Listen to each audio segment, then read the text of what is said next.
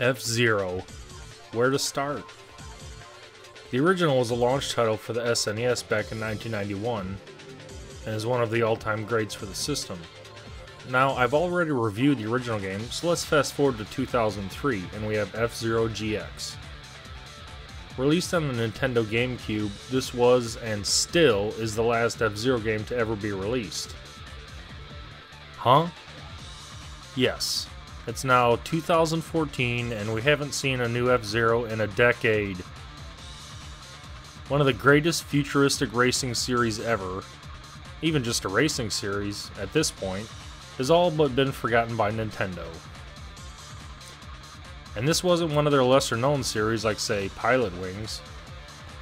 This was the racing series for many years, even into the Nintendo 64 generation.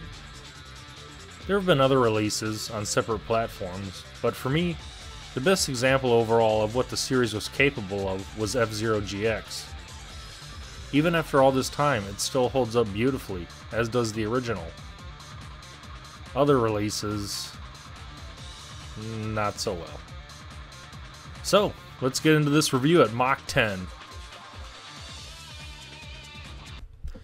Upon starting the game, you'll be taken to the main menu. You're given several choices as to what to do.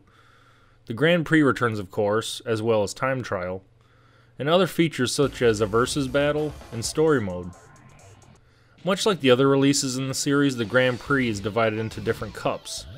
This time, Ruby, Sapphire, Emerald, and Diamond, with each cup consisting of 5 tracks each. There does exist a 5th cup, and it features stages from the arcade counterpart F-Zero AX. Many of the series' tracks return, albeit in much higher detail and much higher designing. Mute City, Sand Ocean, Port Town, Big Blue, Firefield, they're all present and accounted for. F-Zero GX was the first game collaboration between Nintendo and Sega, and is a great example of what prior competing companies can produce if they actually work together. There's also other returning features from previous games, including energy strips, boosting, jumps, and booster arrows. New to the franchise is the Customize mode, which allows you to create, modify, or otherwise change existing crafts or create new ones. Lastly, for the first time in the franchise, there's a story mode. This follows Captain Falcon and his journey leading up to the F-Zero race. It consists of racing through several stages with certain requirements to be met to further the story. While it's something different for the series, I find it really doesn't add that much in the end. Onwards. Much like F-Zero X, during Grand Prix mode, you face off against a roster of 29 other racers, with each craft having different attributes, such as better traction or having a higher boost. You complete 3 laps and acquire ranking and points as the races go on. It's pretty standard fare.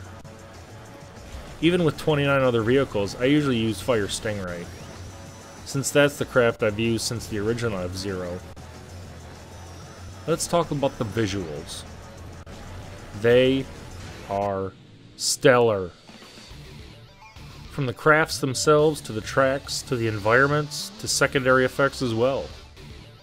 If you're paying close attention or feel like nitpicking, you will notice that much like the backgrounds in Super Mario Galaxy, F-Zero GX doesn't have much in that department.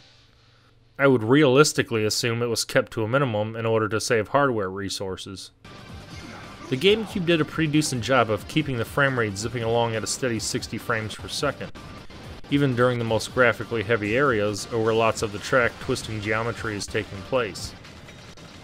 There are also slight weather effects present on certain levels, like rain or blowing sand. Another nice thing I like is that Nintendo decided to give the crafts transparent cockpit windows, thus allowing you to see your character moving around in turn with what you're doing. In the visual department, notwithstanding it's the last in the series ever released, it's a tremendous step up from F-Zero X, and really stands up after all these years. The audio side of things fares just as well. Classic tracks such as Mute City and Big Blue have been remixed, souped up, and given a shot of adrenaline.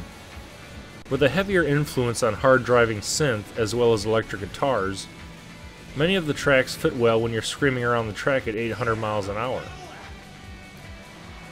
My favorite is probably the music during Firefield. It's really badass.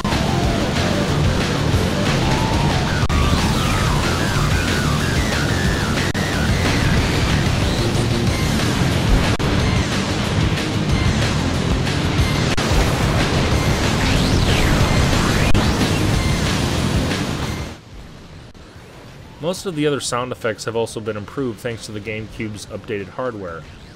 Coinciding with the home release, there was also a sit-down arcade unit released as well, called F-Zero AX. It ran on arcade hardware that Sega created using modified GameCube internals. I've never played nor seen the arcade version, but I don't know anyone else that has either. Even when it was released, I don't think there were many in circulation, at least outside of larger cities.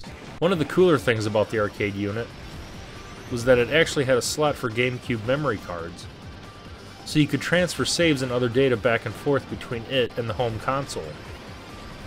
While writing this review, I actually learned, 10 years after it came out, that the entire F-Zero AX game was hidden in the retail version of F-Zero GX this whole time, and is fully playable via GameShark codes. These machines are very scarce nowadays, and much like T-Mech, is almost impossible to find in decent condition.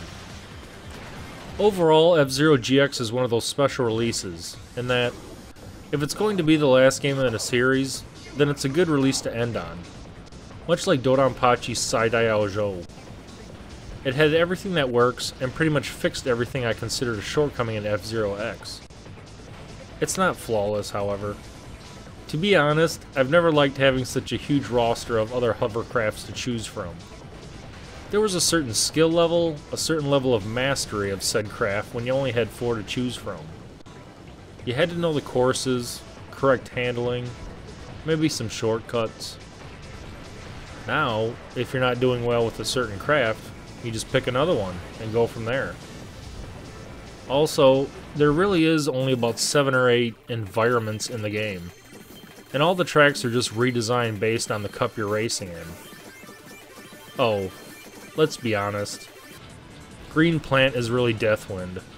Come on, Nintendo, trying to pull one over on us? F-Zero GX was a great release in the franchise, and it's still lots of fun to play today. I wouldn't mind seeing a brand new F-Zero for the Wii U, which could really take advantage of the system. Think about it. If released on the Wii U, you could have the TV display the usual from-behind camera perspective, and with the controller screen, it could show a view from inside the cockpit. How cool would that be? We can only hope. Thanks for watching, thanks for subscribing, go check it out.